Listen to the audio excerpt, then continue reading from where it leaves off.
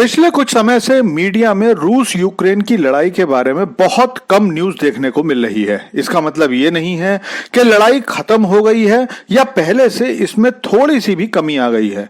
लड़ाई अभी भी जारी है और इस लड़ाई में रूस और यूक्रेन अभी पहले से ज्यादा ताकत से लड़ाई लड़ रहे हैं। रूस अपनी खतरनाक मिसाइलों से हमला कर रहा है, जबकि यूक्रेन अपने ड्रोन से रूसी सैनिकों को निशाना बना रहा है। दोनों देश एक दूसरे की एनर्जी सोर्सेस पर भी हमला कर रहे हैं और इसमें यूक्रेन से ज्यादा नुकसान रूस का हो रहा है, क्योंकि यूक्रेन के ड्रोन्स रूस के ऑयल डिपो या ऑयल रिफाइनरी पर हमला कर रहे हैं। लेकिन इस सब के बीच रूस क्या कर रहा है, इसकी जानकारी कल आई जब यूक्रेन की तरफ से एक वीडियो जारी किया गया जिसमें 2 चीनी लोग पकड़े गए थे। ये दोनों सैनिक रूस की तरफ से लड़ रहे थे और लड़ाई के दौरान यूक्रेन के सैनिकों ने इनको पकड़ लिया था। तो क्या अब इस बात का मतलब ये निकाला जाए कि रूस की तरफ से केवल कोरिया के ही नहीं बल्कि चीन के लोग भी लड़ाई लड़ रहे हैं? चलिए जानते हैं सारी खबर, लेकिन आपसे रिक्वेस्ट है कि चैनल को सब्सक्राइब कर लीजिए, क्योंकि यहाँ आपको डिफेंस, फाइनेंस और फॉरेन पॉलिसी पर वीडियोस रोज मिलते हैं। और वीडियो अच्छा लगे तो वीडियो को लाइक भी कर दीजिए। तो दोस्तों, कल यूक्रेन के राष्ट्रपति जेलेंस्की ने एक बयान दिया कि लड़ाई के लिए रूसी राष्ट्रपति पुतिन कुछ भी कर सकते हैं। वो युद्ध खत्म नहीं करना चाहते और इसके लिए वो न केवल अपने नागरिकों को खतरे में डाल रहे हैं, बल्कि अब रूस की तरफ से चीन के नागरिक भी लड़ाई लड़ रहे हैं। जेलेंस्की ने बताया कि 2 चीनी नागरिकों को कल ही यूक्रेन के सैनिकों ने डोनेट्स्क इलाके से लड़ाई करते हुए पकड़ लिया। इसके बाद से इन दोनों के आइडेंटिटी कार्ड, बैंक कार्ड्स और पर्सनल डेटा मिल गए हैं और इससे पूरी दुनिया अब यह अंदाजा लगाने में लग गई है कि क्या रूस ने अपनी सेना में चीन के नागरिकों को भी शामिल कर लिया है या चीन खुद रूस की तरफ से अपने लोगों को लड़ने के लिए रूसी सेना में भेज रहा है।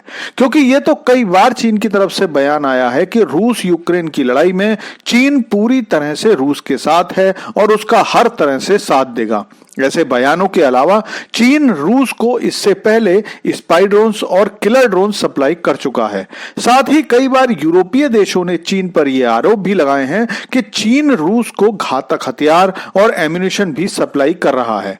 लेकिन अब जेलेंस्की यह सिद्ध करने की कोशिश कर रहे हैं कि चीन केवल हथियार ही नहीं बल्कि अपने लोगों को भी लड़ने के लिए भेज रहा है। ये तो हुआ वो साइड जो यूरोप और यूक्रेन दिखा रहे हैं, लेकिन अब मैं आपको बताता हूं कि सच्चाई क्या है। दरअसल लड़ाई की शुरू से ही रूस जानता था कि यह लड़ाई 15-20 दिन या फिर 1-2 महीने में खत्म नहीं होने वाली है।